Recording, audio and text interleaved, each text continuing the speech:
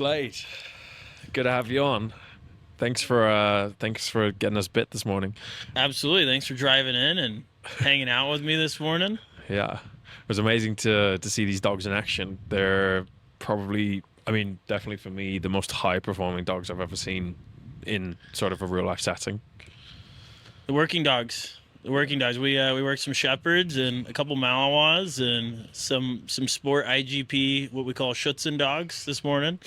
So that's fun. And then the other side of it was your bodysuit bite, right? The bite suit. The little bite I can show you. I wonder how it's getting on. It's there we go. Healing up pretty. We'll have to get some zoom on that. Yeah, we'll have to get a little bit of zoom, but it's some battle scars, a souvenir to take home. Yeah, and these dogs, for that dog, we always want to make sure that they know, like, it's just a game, but at the same time, when we're done, we're done. Yeah. Right? They turn on, we turn on. He was salivating a little bit. I think we got a clip of that as well. There's spit flying for sure. Yeah.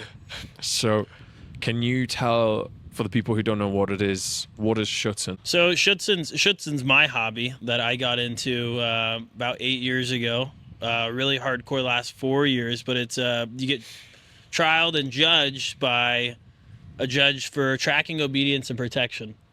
And we say that people that get into the dog sport, if they last 5 years in the dog sport, then they'll go longer, right? They'll last longer. But it's the 5 year mark that usually gets people because it's so hard, right? The meticulous training that I'm sure you guys saw today, where it's like there's so much exactness that the judge is getting on us for. So me doing all the Schutzhund and enjoying the Schutzhund, that tracking, obedience, and protection, then it allows me to train personal protection dogs as my job, which becomes a lot more fun.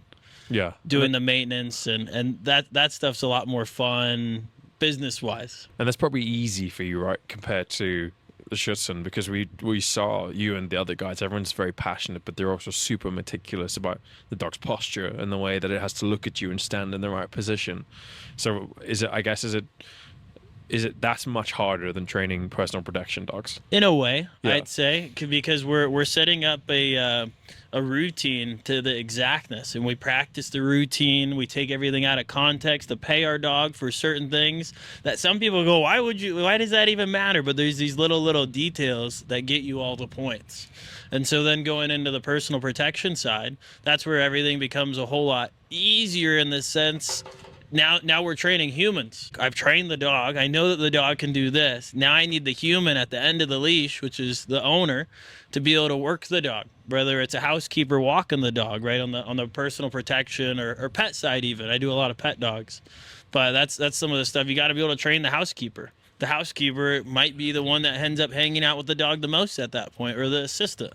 So that's some of the stuff. The dog should be able to work for everybody. So personal protection, I guess in Vegas, I mean, we've driven up here. It's as absolutely beautiful, the villas. There's a lot of work for personal protection dogs here in Vegas in particular, or is it all over? I'd say it's all over. I do a lot of stuff in Hollywood and like Malibu area, but Okay. it's more stuff that I enjoy Vegas. It's again, we need dogs everywhere for certain homes, people living on ranches, single mom that lives alone, those types of things. That's very important. But then people that want to leave their wife home while they go to work, right? And with the kids and their valuables, that's where stuff becomes really important. What's the value behind that? A German Shepherd, they say, has the intelligence of a 3-year-old human, right? So if we train these dogs up and we get them to about 2.5, that's where we start to see how the maturity, that dog will take care of the family without people putting much time into the dog if there's enough training, engagement, relationship. So there's less worries on that side. How does your training differ for like a pet dog versus a protection dog? In the beginning, everything's the same. Everything's the same in the beginning. The engagement that we talk about in the beginning, right? Our dog's wanting to push us to do things, right? I want my ball. How do I get it? Maybe I stare at you in the eyes and we get it, right? Because this guy over here, Gronk, you guys met Gronk, but Gronk, these dogs will stare at us to want to go to the next thing, whether we're doing healing, protection, right? Like if I bring out a dog and the person says, oh, I want him to bite me, right? Like you guys, I want my dog to look at me first, and then they're allowed to.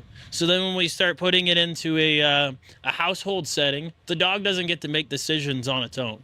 The dog, we don't want the dog to make decisions at all. We want the dog to go, Dad, what do you want from me? Like, this is a new person. And then you tell your dog maybe to lay down, and then your dog goes, for sure, Dad's calm, I should be calm, right? They pick up on our energy. But once we start freaking out about who's at the door, right? The Amazon guy comes 4 or 5 times a day to some of these houses, right? Everyone's ordering stuff from 5 a.m. to 10 a.m. So how many times does Amazon come a day, knock on the door, our dogs start barking at the Amazon guy, then that guy leaves. What does our dog think? Our dog thinks, even if it's a Chihuahua, any dog, that they're scaring the person away. Right? Inevitably, they're training themselves of how to push people away, how to deal with stress at their own house, how to deal with conflict. Rather than when we open up the door and the dog's barking, sometimes the dog won't even go because it's all just a fake defense. That's really interesting. I like that. Right? Because at the same time, my dad, he owns an eviction company here in town. So I've done a lot of evictions with him. I go through some of these spooky neighborhoods in Las Vegas, if you will, and it's the Chihuahua that's been there for 12 years living outside at the condo at this apartment complex that always gives me away. That's the dog that gives me away, right? And it's just because they yappy. But as soon as I get to the top of the doorstep, I'm hanging my notice where I got to come back in 7 days if they don't pay their rent. And then all of a sudden, I'm getting the door opened on me. I'm like, the Chihuahua gave me away, right? It's not the Shepherd that gave me away. So all these little things where the Chihuahua becomes a deterrent, rather than needing the personal protection dog. I always like my dogs that live in home. The dogs are always living there. I don't want them to think that they're supposed to be engaging every time that they're dealing with conflict. You can bark, but at the same time, if your human tells you to, hey, this is what we're doing, that's all we're doing, right? So it's either black or is it white? Is the behavior good or is the behavior bad? Once you start working these dogs in the gray area, that's where we start to get the liability. Gray area meaning if someone were to come in the backyard right now that we didn't know, Gronk would be pissed about it. He would not like that because he would know. And he'd be like, woo, woo, woo, woo. And he'd come stand right here, right? And he'd be like, no, that guy's not supposed to be here. So those are some of the things. A little bit of a rant. So sorry. But he's going to ask you for permission first. Right? Yeah, right. In order for him, like you saw Jax and Effie barking and different things, they must show obedience before they can go and do what they want to do. Yeah. Right. All the dogs want to bite and bark, right? Once we get them to that level, but you don't get to unless you make obedience. And so, okay, so these dogs, or mainly these dogs are trained. They'll look at you first, right? If something's going to happen in a family setting where you might have husband, the wife, and the children. Are they always going to look at one person in general, or are they going to look to more than one, or how's it going to work then? Typically a dog that we've trained and worked with for a while, it's been around the family, and now we push them into a new home with new kids and different things. Odds are that dog's already seen a bunch of kids and loves his kids, because we don't just put dogs in homes at that level that haven't seen kids, right? So if these things happen, our dogs will probably want to go and hang out around our kids rather than hanging and protecting the human, that the older humans, if you will, the adults. Yeah. But it comes as something where whoever works with the dog the most and has the best relationship, that's who the dog looks at, right? And it goes into another thing. You start stepping into the pet side. Who does the dog have the most fun with? Is that good news or bad news that person has the most fun with the dog? Right? Because that person could be creating bad habits, but the dog goes, I love these bad habits. This is so fun. This guy, he gives me sugar all the time. He gives me all these treats without his wife knowing. How does he do that? Right? And that's sometimes what happens here at this house. It's funny as well. You talked about different energies around the dog, and that's something we picked up on a lot today, especially when we were training, because you would have ways that you would get the dogs riled up. You would have ways that you'd command them that was very strict, and then the rewarding was you would change instantly into more like a sort of higher pitched voice or a rewarding voice. How important really is that when you're training as well? Those are what you're describing is our marker words, is what we call them, right? Okay. So every behavior, like if we're going and I'm helping my dog into aggression, I can help them by maybe, oh, you gonna watch that bad guy, right? And our dog goes, ooh, who am I supposed to be watching, right? That's one way. But at the same time, we were talking about in the beginning, how do we prep our dog, right? Like the typical pet homes that we love, they go and grab a leash, the dog gets all riled up, like, ooh, we going for a walk. But how often do they put the leash on the dog and sit back down on the couch? True. That's the other side of reverse conditioning, right? We've conditioned our dogs to understand what say yes means, and they get a ball, right? But what about the other side? Leash comes out, they're all stoked, goes on, and that's how we make our dogs a little bit more calm in the house. Right, so that's often what you just asked is the main thing that I tell people that we should be doing as we get a new dog. Have we started putting the leash on in the house? And people say, why would I do that? I said, well, how are we going to create good behaviors in the home or outside if we can't even do it in the home? So those are some of the things. Talking about the markers that you were talking about, there's a marker word for really anything you want. But yes, marking the good behaviors that we do want. And then some of the stuff, like I'm not hard on the nose, right? We don't want to get on them for too many things, but felonies and misdemeanors, right? Like, is more of a misdemeanor. A dog kind of going smelling like a little potty that another dog did over there versus a dog running across the street that shouldn't be, right? There's a difference in what should be done there. Yeah, difference in severity. Right. And what if we take a look at pets then? So I guess dogs that are in a family home, how would you use tone in your training there? Tone of voice or the way you would speak to them? The humans or the dog? The human to the dog, I guess. Okay. So like talking to the humans, just starting there, talking to the humans is something where we got to get a game plan of what we're going to do with the dog. And it's better to be 100% consistent, bad, or really good. Right? Mm-hmm. Either do what you want and be consistent in that, but don't dabble in between, oh, I'm going to train and then I'm going to secretly do these things without Slade knowing. Because that's what it ends up being. And then it's like, why? Does it happen a lot? Happens a lot. Yeah? It happens a lot. And they think that it's just like a little treat for them or something, or that they can just, I guess, make exceptions. Exactly. I'll give you one example. There's a lady with an XL bully, 6 months old. Dog's cute, very, very cute. He's the best. He's got big personality, and it's this man and woman that have finally gotten together, and I'm doing a Dr. Phil moment. I find myself doing a lot of Dr. Phil moments where they've been together for a little bit of time, move in together, right? And that's how that goes. But the rules that dog has with them not having any kids ends up being the dog can kind of do no wrong. Right? And so getting them to use a crate, for instance, right? To have boundaries, to let our dog just hang out in the crate for a little bit. Like what happens when we go travel? We need a crate. So then I get the questions, to answer your question. I get the questions of, why is my dog humping me in my sleep on my bed? And I get should I be putting a collar on my dog and correcting my dog? And I said, why would you reward for that behavior, right? That's just so weird, right? But the real answer is that dog should be in a crate until he's a little bit older, respects the boundaries, respects the bed. Me personally, I can invite them into bed, but the bed for me is my safe spot, right? Like my room, that's my room. That's my time, right? That's where we talk about boundaries and the hierarchy. I try not to go too much in the hierarchy stuff, the alpha stuff, but it's more pack leader. Who's the leader in the house? Are we fair, confident, and consistent? Those are who the dogs want to follow. Because oftentimes I don't see dogs for 7 years, 8 years, and I go over the house and it's like the dogs haven't seen me, right, forever, but they know me, right? Yeah. They know, like, oh, my dog never gets that excited for me. It's like, well, there's a relationship. I've had your dog. I worked with your dog for X amount of time.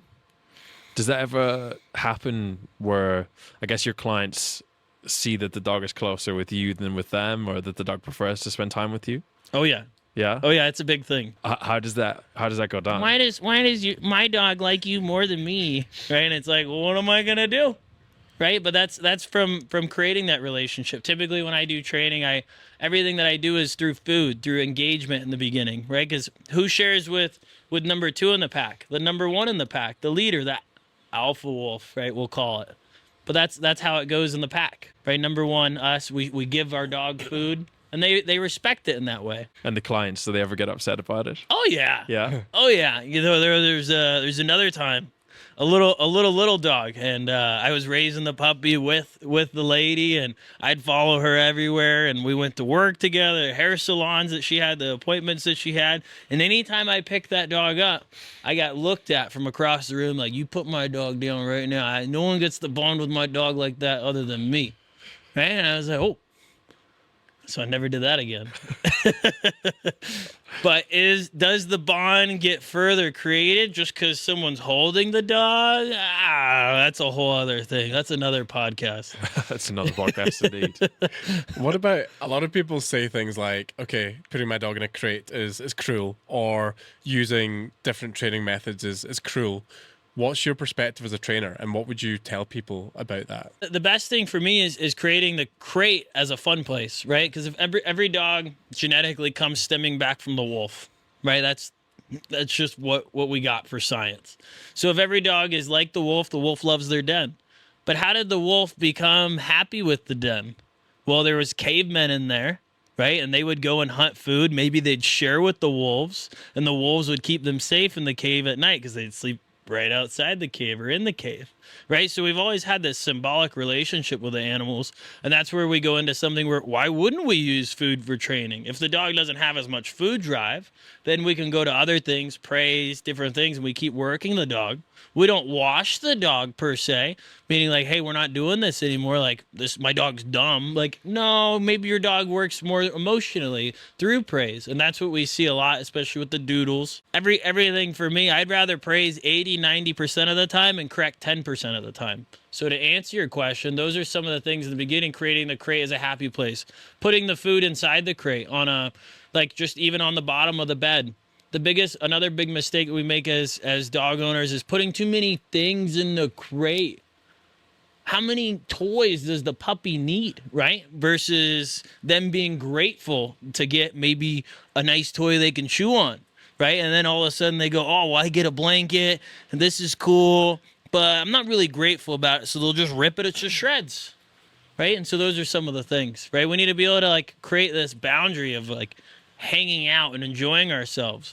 I always tell people with new puppies, either the dog's with you on leash, hanging out outside, and you're watching the dog like we are, like, oh, they're not getting into anything, and we're eyes on. Or maybe the dog's hanging out here, the dog's inside with us, hanging out on the inside of the house, or the dog's in the crate, right? If there's only 3 places our puppy can really be without all these other things. Like just recently, I had a lady that, hey, don't have anything in the crate. Hey, don't have anything in the crate. And the dog ended up eating 3 stuffies, and it goes down the stomach, and they had to do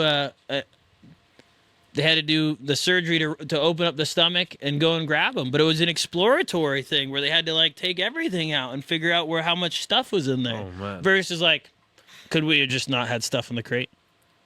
Right? Because that's a $4,000 surgery compared to And a lot of stress on the dog's body, right? a super amount. Super unnecessary stress as Exactly, well. especially with these puppies, right? Like for them to go through this kind of stress at that age, right? It's like we try to avoid all these things. And what we're talking about today, I've learned from also a lot of different people before us that have messed up.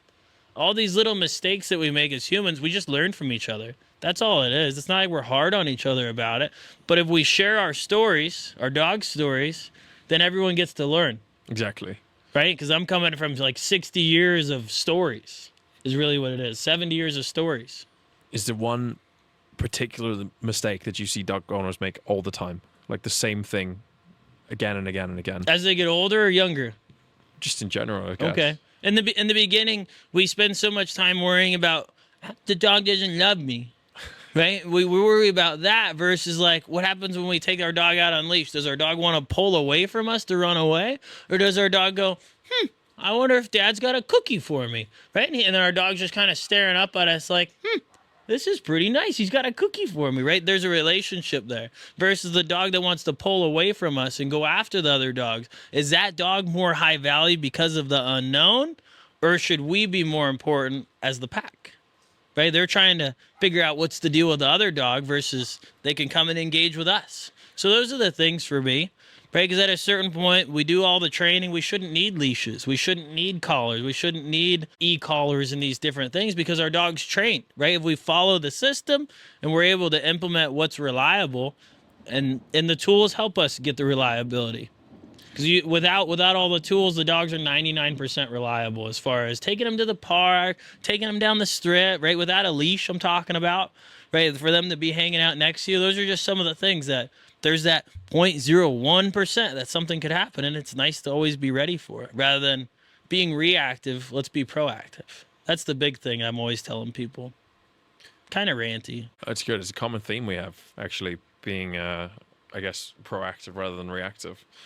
I guess it's similar to what we're doing here in many regards. And I think everyone who's at the forefront of canine or dog health or dog training or dog well-being is looking at exactly that principle. Right.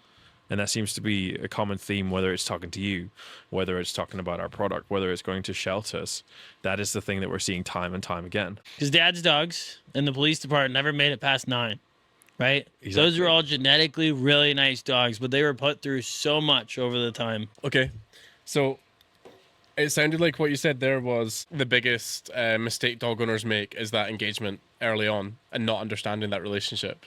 Right. Yeah, being able to put our dog on, like, even using no leash, right? Like, we can work with our dog, and we can run away from our dog. We can create our dog having fear of missing out, if you will, right? Yeah. We run away to the other side of the house, and our dog goes, "Oh my gosh, where'd our dad go?" And then you praise them up when they chase you, right?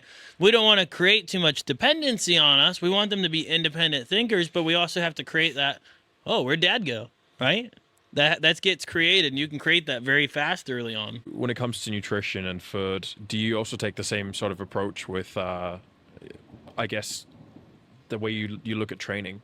Right? Yeah. I do. I played a lot of college soccer. I was a high-level athlete at the time, and these guys, our dogs, whether they're a Labradoodle sitting at home, whether they're, German Shepherds, Malinois, whatever, they are actually all athletes, right? Like their hamstrings, like their iliopsoas, right? All these different muscle groups that they have are so special and important that you have to work them. And some of these times, like in the Schutzhund dog sport, we'll see a dog that can't go over the A-frame. It can't go over the jump and different things because there's not enough muscle in the back end. Now we can manipulate it and condition the dog to go from a down to a stand, a down to the stand, where they start to really get those muscles going. But a lot of times we need extra help, right? Like we need the vitamins.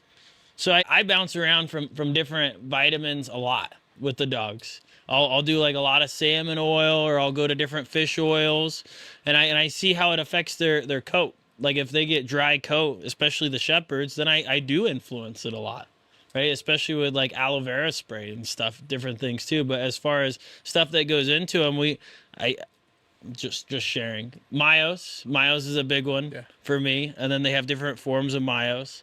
But I don't mess with it too much because I either have them on treadmills 3 or 4 times a day, or they're swimming. Swimming's my biggest thing when we talk about being proactive. These dogs swim all day. Even when it's 30 degrees out, they still want to go into the pool. Even though they shouldn't, they still do. Biggest thing is a probiotic blend. Okay. So we have 8 different strains in the probiotic blend and 1 billion CFU. So having such a variety of strains is really, really good for the gut microbiome. So the combination of, there's a couple of prebiotic things in there and then probiotic, it's just amazing for the gut health. So that's another proactive, right? Like being ahead of the game, being ahead of the ball. I'm a private pilot, so I fly planes too. We always talk about being ahead of the plane, right? Going to the next frequency. Anyway, but that's some of the stuff, because if you're behind the airplane, now you're not in the right spot. Gronk, place. Did you ever take him up with you? Yeah. Yeah? I have. No and then way. I have some clients that have planes, and I'm lucky enough that I've been able to travel with them with Gronk. And Gronk's seen a whole lot more than a lot of most humans have. So it's fun. A lot of different houses, and Lake Tahoe, Hollywood, Idaho, Montana. There's Wyoming. There's a lot of fun places that we fly to that I'm lucky enough to be the king's best friend on some things. Amazing. A lot of people find having a dog quite restrictive for travel because I don't know, they say things like the dog doesn't travel well, or they don't like traveling, or they don't really know how to travel with the dog. What are the biggest things that you've done to help Grok and other dogs? As sad as it is, it goes back to the beginning, the crate. Yeah. As sad as it is, because your crate behaviors, the behavior your dog is in the crate, if they're in stress in the crate, something's not going right.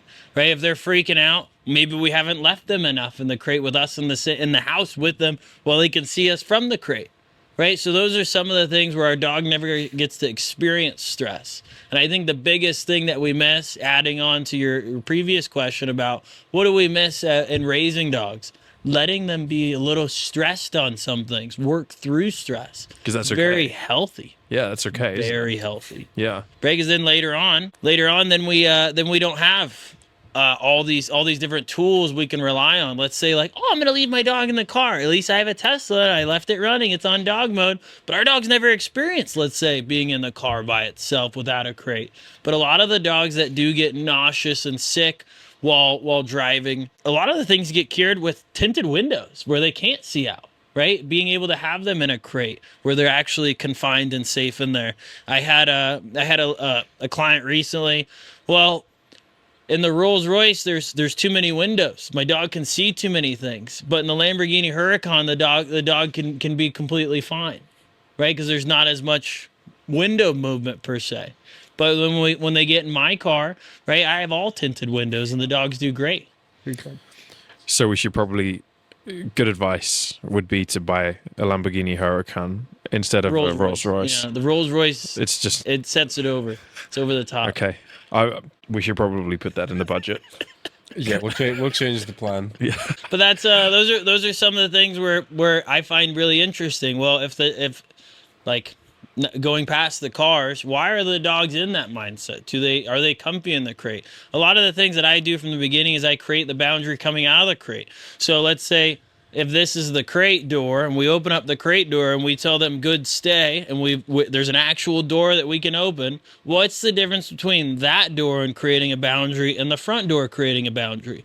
Now to step a little bit further, what's the difference between opening up the car door and telling our dog good stay, and our dog's like, I'm ready, I want to stay, I want to get out, right? And how do they get out? They have to get out by us telling them okay, right? Whatever our release word is. So there's all these little cues that happen as soon as we open up the car door. Good stay. Maybe we're letting our kids off at daycare and our dog should stay in the car while our kids get out. Those are all the things that we have to set up. We train for them. The training's very good, but then we have to go and test their training. That's the biggest thing is being comfortable teaching people to be dog trainers, right? Because I can't live at everyone's houses a month like I do it sometimes, where I go and live at people's houses. I train the dogs, I train the people, and it works. It's doable, but not everyone has that luxury where we still need to have the follow through. Is it that kind of intensity where you go and stay with them for so long in their homes and you're a part of everyday life and you're on the plane with them or whatever? That's the kind of thing that you're doing regularly? Yes. Yeah. Is that more common than what you do, sort of daily training? Or it's more specialty training. Yeah. Day trading for me. I do a lot of sessions with people that basically I'll go over to do an evaluation, and the evaluation I have been referred there by someone else. Right. So in that referral, there's so much info on that person that referred me because I already know them. I know how they were raised, oddly enough. I know their behaviors. And if they're friends with that person, odds are the friend's either the exact opposite or the exact same. There's not really too much far in between. Do you see a lot of luxury for these dogs that they have? Like obscene luxury, I guess. Yeah. And it's very cool to see. What is some of the crazy stuff you've ever seen? Cloning our dogs. Yeah. Cloning is the most interesting. We get a really nice dog and we want to prolong the life, right? We didn't get enough years out of the dog, and we have the funds, and these people are grateful enough to be able to do these types of things where they clone their dog. Wow. Because it's real. So it's more than the Goyard collar. It's more than what? The Goyard collar. Or yeah. The Louis Vuitton collars are always on. Yeah. Right?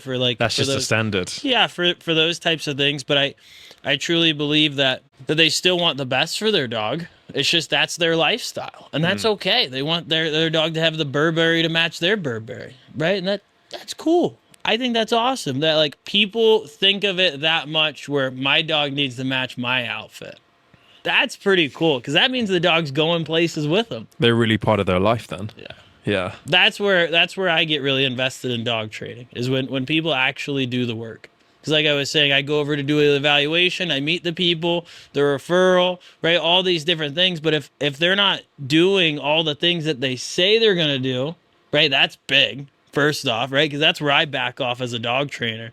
Because I don't want to sit there and go through all the same things that we have to. They would want to go and do the things in their homework, right? That's what we do for homework is things that I leave for them so that when I come back over, I can pick up the leash and we just go again. It sounds to me like the biggest luxury then is not the coats or the collars or whatever. It's actually the engagement. That's the biggest luxury. The relationship's huge, right? And you can see it after some people have hung out with their dogs for a long time. The biggest problem that and I would have loved to have done a scientific study on it was during COVID, right? Everyone and their sister that went out and got a dog because they were staying home and they were maybe a little bit bored and lonely, and God bless all the people that passed away during that time. But we took a huge wrong direction in dog training during that time, right? Like we're always home with our dogs. Our dogs never get to be without us, right? Maybe we're walking our dogs on a harness, and this is where we tie into that because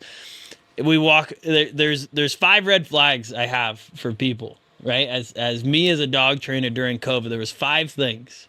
Okay. And these 5 things are: does your dog sleep in bed with you? Right, that's a big one. Right? Because you just got your dog. Now your dog's sleeping in bed with you. All of a sudden, you're giving the dog the keys of the kingdom. Like, what's after letting the dog sleep with you? There's not much else, right? That's as tight as it gets, hopefully. But it came to something also leaving food in the bowl and just leaving food in the bowl and walking away, right? It comes to something where did your dog really eat the food? Does your dog value the food? Or does your dog think it's a cat and is just living in your house rent free and the dog probably should be evicted, right? Because they still got to work, right? A dog that doesn't have a job will find something that you don't like. So when we go and do dog sleeping in bed with you, we go and do you free feed your dog is what we call it. And then we go into, does your dog wear a harness, right? While you walk your dog, because there's no real pack leadership coming from walking your dog on harness. You're just training your dog to pull you out in front, right? It depends. It's a completely different thing if we're training protection dogs, service dogs, right? Service dogs we train to pull us, seeing eye dogs. And then you got the Iditarod dogs that we train to pull in a harness. So the value of a harness into pet training isn't very much, especially in the beginning. And then we step into, do you spend too much time at your house with your dog? Do you work from home is the big one I ask. Because once you find out these things, then you find out, are they spending quality time or quantity time, right? Are we giving quality things or are we just giving quantity things to make ourselves feel better, right? I'll have dogs that come over for 2 days and the owner includes the toothbrush and the toothpaste with the dog and a big dog bag. Is that for you?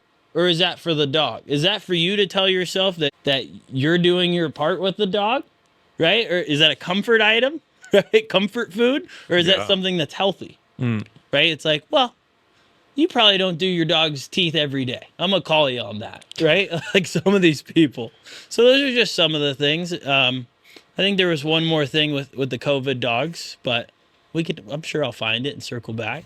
But those are the things that I go, red flags. And in the beginning, I go, are those flags magenta? Are they purple? Nah, they're red.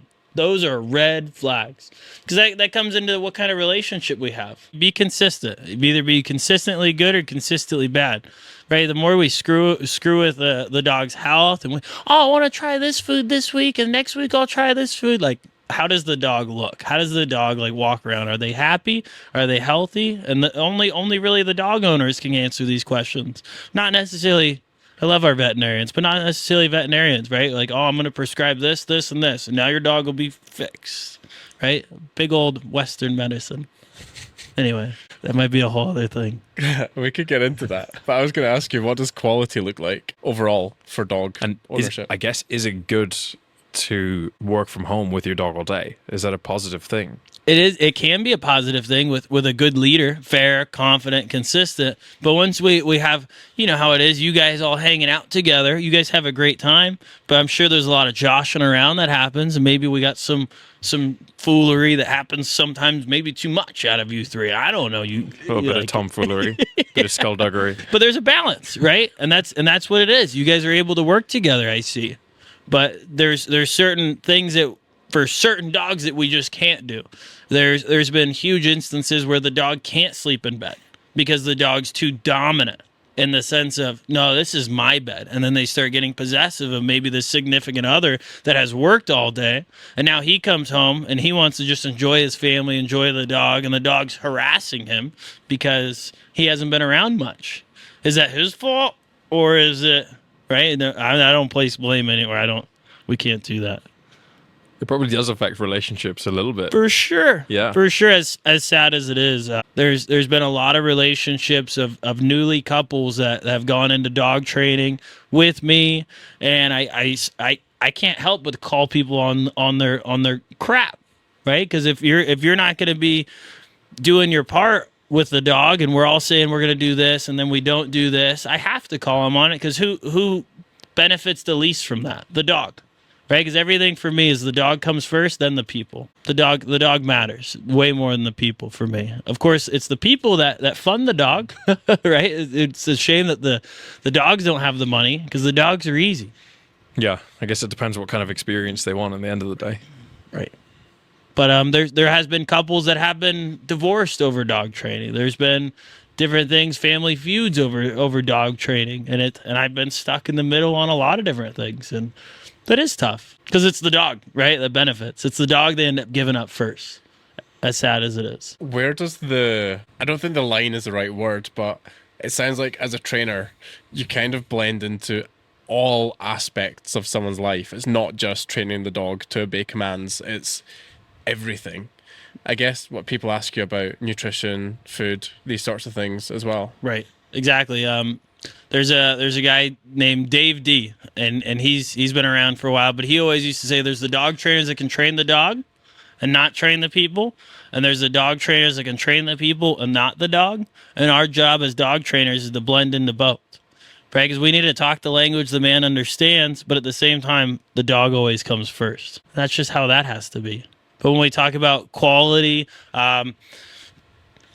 people will go to the ends of the earth for their dog, but doing something as simple as having them on the right things and something so easy with such cool scooper and shaker and mixer. No, there's just so many different things that we could be doing productively, like we're talking about.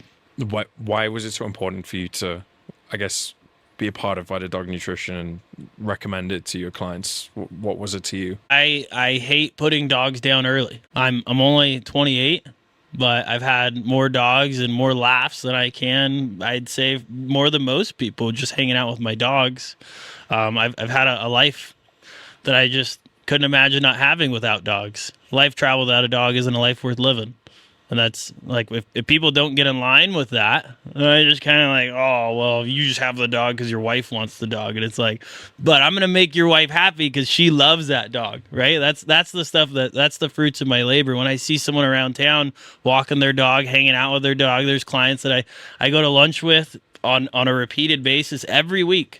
And they make enough time for me to go to lunch with me after running their business and the hotels or limo business, whatever. It's something where, wow, you love your dog, and I honor that because I can get behind that. The other sad thing, just to segue for a second, is the dog parks. Right? Why would we put our dog in the dog park knowing that the only thing that us humans have in common with each other is we have a dog? We were all raised differently, right? Which is totally fine. Different cultures, different backgrounds, all these different things. But then it's like we put our dog in the dog park. It's like sending our dog to the yard in prison, right? Like, have fun with your recess, 10 minutes, 15 minutes. Hope you don't come back with a black eye. Like, what are we doing? Versus getting together I put clients together that have never met each other, and they go to each other's house and play with each other's dogs, and that's their dog park. We don't need to go to the dog park. We have our own parks, right? We have our own fun stuff. So that's some of the, again, fruits of the labor, where you get to see like people that maybe would have never met each other have now have like a solid relationship through dogs, oddly enough. You meet the most incredible people through dogs. We are probably, I mean, this trip that we have done right now, meeting you, meeting all kinds of people from all walks of life, we never would have met them if it wasn't for dogs. That's what we have in common with them. So I absolutely understand what you're getting at there. And then just touching on Vegas. Vegas is just such a small town, right? You don't know who knows anybody else, but somehow we are all connected. Vegas is a small town, and the world is small in that way, where we do have so much more in common. And not to get a little hippie on us, but we are connected in those ways for sure. We wouldn't have probably met each other without dogs, obviously. Chances right? were small.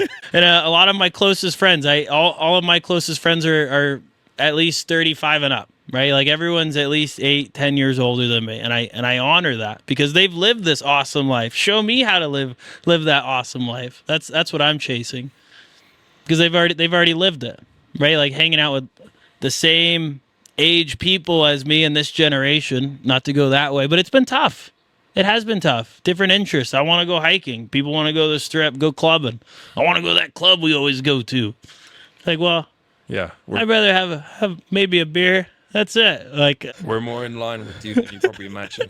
Last time I was in a nightclub was a long time ago. right? Yeah, August. yeah. August. Last time you were in Vegas. Actually, the last time I was in Vegas is when we came with dog people. yeah. Really? Yeah, yeah. But before that, probably I haven't had a drink for almost 14 months. Good for you. Yeah. Good for you. Not for any real reason other than just like health and longevity, and honestly just focusing on this and trying to make this product as good as we possibly can and get it out to as many people as we can to try and help their dogs live longer everywhere.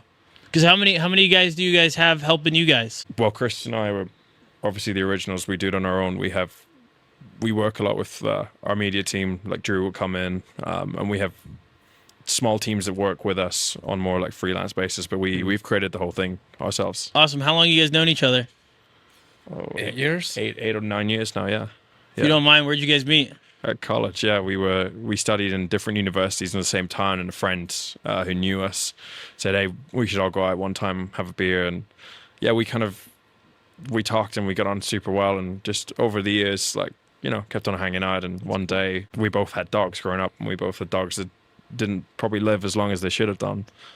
And when we look back, we didn't feed them what we needed to be feeding them. Not because we didn't love them, because we did. We spent thousands of dollars on surgeries and healthcare, and we thought there is a better way. There's something we can do here. Feeding better, right? Exercising better. That's awesome. Yeah. It is awesome. And then there's those off chances of the dog that's been fed. I recently picked up a dog for a friend, a rescue dog for a friend that they've had forever. They parted ways, and now the dog's come back into their life, luckily, God willing. And the dog's been on horrible food for all this time, right? And the dog is doing okay, but you go, what if the dog was on a better food, right? Would we have the oldest living dog for that breed, right? This is how I think about it, because he's 16 now and he's moving around great. But how on these other foods, right? Versus like being able to get him all the things he needs. 20 minutes of gratitude. So we're back. This is the same podcast, even though the night has fallen or is falling. Beautiful sunset. Strip looks magnificent. Strip's on fire. You're good. Appreciate you. I appreciate you And too. I think the dome said Vitadog. It said nourish your animals. say it on there in the sphere. It said nourish your animals. You. So yeah, we want to talk to you a little bit about how you have been supplementing your dogs, because okay, not only are you a dog trainer for the rich and the famous and some of the most And impressive the middle class people and the middle class people and everyone, and less than unfortunate people. yeah, Right? like us. All right. What I was going to say was, as well as being a trainer, I mean, you also work with dogs that are under extreme endurance and performance. So recovery for you has always been super important. What have you done in the past to supplement them, and how is that changing with VitaDog today? I think it comes into something where, like, for instance, there's a dog recently that I have a client that wanted to rescue this dog from the rescue, and which is amazing. As soon as they rescue the dog, immediately they get the dog, and the law is that from the rescue that you must neuter the dog. So now you're like, you get the dog, and now you're already putting the dog in this traumatic instance where now the dog's being like re-raised in your own home. You don't know much about the dog, the history of the dog, and the dog's doing great. But at the same time, like, we don't know where the dog came from. So why not just start off with a fresh start with a lot of these things with the dogs that we have all these unknowns about. It's like when I get a dog that even the owners haven't seen before, really, right? Like, the dog just came from the vet to my house. Now it becomes something where, how do I fill the gap of, like, how do I keep the dog healthy in those moments? Like, we always talk about our dog's stool, right? Like, dog people, we're always talking about our dog's poop. That's just how it goes, right? Yeah. And how can we automatically have good poops, right? Because if we're having bad poops, runny poops, and then we start talking about unhealthy poops, right? I've in these ingredients, then we can really make sure that it's nothing to do with the dog's health. If we're giving these things, right? We can make sure that for me personally, I don't have to worry about all the different things that go into this. That it really does feel and seem, and talking to you guys, it's safe on that side where we can test it on not test it, but test it with new dogs that haven't had it before. Yeah, and they do really well. Where shepherds do have sensitive stomachs, right? That's what the shepherds are notorious for. They got everything good, but dog hair and their stomachs, they're a little sensitive. So to be able to give them something that we know that they can always do better on, that they can't do bad on, right? That's huge. Versus like giving our dogs a little piece of raw. It's like, oh, I love my dog so much, but I want to give my dog this little piece of raw, and all of a sudden now it's all over your lawn, right? On fire hose, right? Like, we can avoid these things. And you've seen it firsthand with your dog as well. Correct. Gronk. No, I'm gonna go back. Ask me that again, because Gronk's not my dog. It's okay. Joyce's dog for right now. Okay. And you've seen that firsthand with your dogs. Yes, I've given this to my dogs, and I've given it to the rescue dogs that come in, that they the owner wants, that just got the dog, like we were just talking about, and the dog first step doesn't even go to their house, comes straight to my house so that I can rehab the dog. There's a couple vets in town that actually recommend me for rehabbing their dogs of broken hips, broken feet. It's a lot of time. We go to the rehab specialty center, but like, people actually care about their dog's well-being and getting better from rehabs more than we think, right? Even like the middle class people will go arm and leg to do these things and to get the best treatment, the underwater treadmill, the Capolettis, all the different things that cost money. But at the same time, like, if you buy just 6 of these products on Amazon, you still wouldn't be at the price point that this is at. Right? So like, cost effectiveness, it's like, well, we can give it to, let's say, 6 dogs that live at my house, right? And we can give them all the same thing in different prescriptions. Why wouldn't you? Well, we always say this as well. This is probably going to be the most expensive supplement in your cabinet, but it's for sure going to be the only one that was from day one that was important. And it should be, because you know what? If it's cheap, it ain't good. That's the other side of it in this day and age, where it's like, well, if anyone can get it and it's super easy to get, and even like, not to bash Petco and like PetSmart, but like, when those places start carrying something, I was always like, all right, this has become mainstream. And you know what? Every ingredient in this product is intentional. They all have a purpose. They all have a certain amount of each active ingredient, and there is no coincidence to that. We know how much each one of these ingredients costs.